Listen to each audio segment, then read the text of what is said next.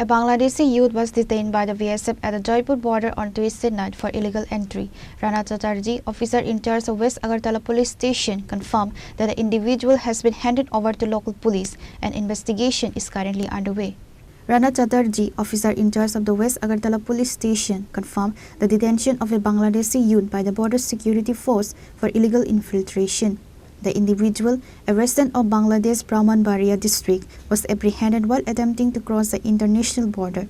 The youth has been handed over to the West Agartala police and a formal investigation is currently underway to determine the circumstances of the entry. Border এলাকাতে এখন আপনাদের থানায় আসলো কি বলবো?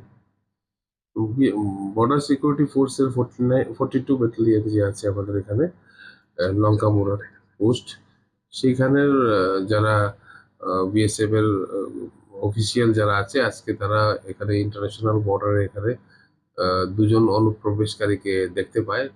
তখন তাদের ভিতর থেকে ওনারা একজনকে পকড়া করতে মানে অ্যারেস্ট করেছেন এবং করার পর আমাদের এখানে হ্যান্ড ওভার করেছে। ওর নাম হচ্ছে সাইমন মিয়া, ওর বাড়ি ব্রাহ্মণবাড়িয়া ডিস্ট্রিক্ট, বাংলাদেশ। সে এখানে অবৈধভাবে প্রবেশ করেছে ভারতে। সমস্ত জিনিসগুলি আমরা ইনকোয়ারি করে দেখছি যে তার উদ্দেশ্য কি, সে কেন এসেছে এখানে, বা তার সঙ্গে আরো কে কে ছিল, তার নাম জানার চেষ্টা করছি।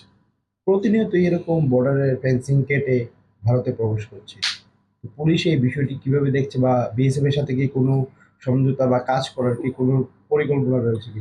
যখনই এরকম হচ্ছে তখনই বিএসএফ ধরছে, এরকম কোনো ইয়ে নেই। এখানে যখনই কেউ অবৈধভাবে প্রবেশ করার চেষ্টা করবে সঙ্গে সঙ্গে অ্যাকশন হবে এবং অ্যাকশন নিচ্ছে, বিএসএফ নিচ্ছে, পুলিশ নিচ্ছে, স্ট্রং অ্যাকশন হচ্ছে। বয়স কত ওনার? ওর বয়স 21। Reported by Pranav from Agartala, Chini Khora.